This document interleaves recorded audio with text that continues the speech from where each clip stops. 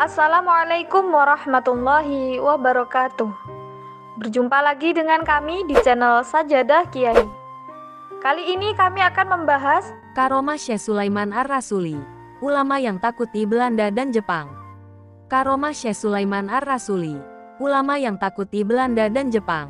Syekh Sulaiman Ar-Rasuli merupakan seorang tokoh ulama asal Sumatera Barat yang berperan besar dalam perjuangan kemerdekaan di Tanah Minang dan bagi kemaslahatan umat Islam. Terlahir dengan nama Muhammad Sulaiman bin Muhammad Rasul di Kandung, Sumatera Barat pada 1287 H. 1871 M. Syekh Sulaiman Ar-Rasuli termasuk tokoh ulama yang gigih mempertahankan mazhab Syafi'i. Ayahnya, Angku Mudo Muhammad Rasul, adalah seorang ulama yang disegani di kampung halamannya. Sejak kecil Syekh Sulaiman Ar-Rasuli memperoleh pendidikan agama dari ayahnya. Sebelum meneruskan studinya ke Mekah, Sulaiman pernah belajar kepada Syekh Yahya Al-Hali di Magak, Bukit Tinggi, Sumatera Barat. Ulama yang seangkatan dengannya antara lain adalah Kiai Haji Hashim Asy'ari dari Jawa Timur.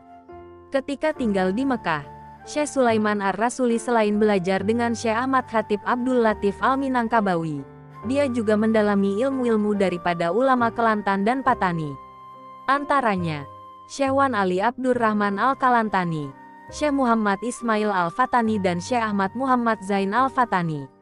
Pada 1908 Syekh Sulaiman Ar-Rasuli kembali ke Minangkabau dan mulai membuka majelis pengajaran Madrasah Tarbiyah Islamiyah Kandung. Murid-muridnya yang belajar tidak hanya berasal dari daerah Bukit Tinggi, melainkan juga datang dari berbagai wilayah Sumatera Barat, Riau, Jambi, Bengkulu, Tapanuli, Aceh, dan bahkan ada yang datang dari Malaysia. Bersama rekannya Syekh Ladang Lawas dan Syekh Muhammad Jamil Jaho, Syekh Sulaiman Ar-Rasuli mendirikan Persatuan Tarbiyah Islamiyah Perti tahun 1928 yang merupakan organisasi massa Islam bermazhab Syafi'i berbasis di Sumbar. Berdasarkan catatan yang dikutip dari Muslim Foral, salah satu karomah Syekh Sulaiman Ar-Rasuli yaitu ketika dia akan ditangkap oleh tentara Belanda saat sebelum kemerdekaan. Ketika itu tentara Belanda bermaksud menangkapnya saat Syekh Sulaiman Ar-Rasuli mengajar mengaji. Namun pada saat mengajar, Syekh Sulaiman Ar-Rasuli berfirasat akan ditangkap.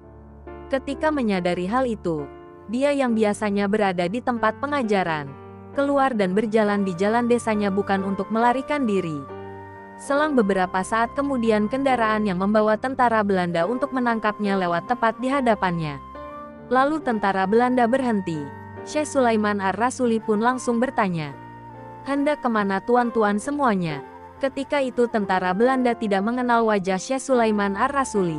Namun mereka berpatokan kepada siapa yang sedang mengajar di MTI itulah Syekh Sulaiman Ar-Rasuli. Memang pada hari itu satu-satunya yang mengajar di MTI adalah dia. Oleh karenanya mereka menjawab, "Kami hendak bertemu dan menangkap Syekh Sulaiman." Namun Syekh Sulaiman malah menawarkan mereka singgah untuk beristirahat di rumahnya sembari mengatakan, "Alangkah baiknya tuan-tuan singgah terlebih dahulu di rumah saya. Karena tuan-tuan pasti akan bertemu dengan orang yang tuan-tuan cari."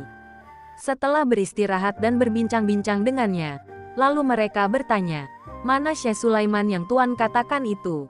Dia menjawab, "Syekh Sulaiman yang tuan-tuan cari itu adalah saya sendiri." Mereka merasa terkejut ketika mendengarkan pengakuannya. Tetapi anehnya, tentara Belanda mengurungkan niat untuk menangkapnya tanpa alasan yang jelas. Bahkan, mereka langsung meminta maaf. Inilah di antara bentuk karomah perlindungan Allah SWT kepada seorang ulama. Lalu karena ilmu dan kepiawaiannya, pada masa pendudukan Jepang, Syekh Sulaiman Ar-Rasuli ditetapkan sebagai pimpinan Majelis Islam Tinggi (MIT), yang merupakan satu badan koordinasi alim ulama Minangkabau. MIT sangat berpengaruh dan disegani oleh penguasa Jepang di Tanah Minang. Konon dari MIT ini lahir Laskar Pejuang Kemerdekaan Republik Indonesia seperti Lasimi, Hizbullah, Masyumi, Laskar Muslimat yang kemudian menjadi barisan belakang penyedia logistik bagi pejuang bertempur di front terdepan melawan tentara KNIL di wilayah Sumbar. Tak heran akhirnya Syekh Sulaiman Ar-Rasuli begitu disegani oleh para pembesar Belanda dan Jepang saat menduduki Nusantara. Dia wafat dalam usia 85 tahun pada 28 Rabiul Akhir 1390 tanggal 1 Agustus tahun 1970 dan dimakamkan di Kompleks Madrasah Tarbiyah Islamiyah, Kandung, Bukit Tinggi, Sumatera Barat. Pada pemakaman, diperkirakan 30.000 umat Islam dan kelompok-kelompok masyarakat lainnya hadir untuk memberikan penghormatan terakhir pada jasad Syekh Sulaiman Ar-Rasuli, termasuk para pemimpin dari Jakarta, bahkan juga dari Malaysia.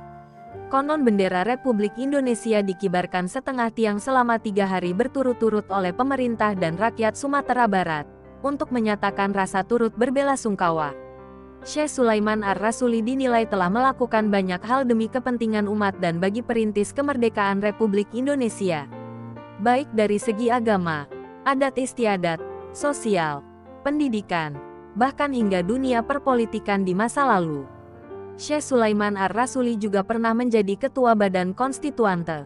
Dia bahkan dianugerahi gelar tokoh perintis kemerdekaan RI pada tahun 1969 sehingga dinilai telah memenuhi kriteria diajukan sebagai pahlawan nasional. Kemudian pemerintah Kabupaten Agam mengusulkan Syekh Sulaiman Ar-Rasuli menjadi pahlawan nasional. Terima kasih telah menonton video kami. Jangan lupa like, comment, share, dan subscribe channel Sajadah Kiai, serta bunyikan loncengnya agar tidak ketinggalan video-video terbaru kami. Dengan mensubscribe berarti Anda mendukung channel kami, serta membuat kami lebih semangat dan konsisten dalam membuat video-video terbaru. Wassalamualaikum warahmatullahi wabarakatuh.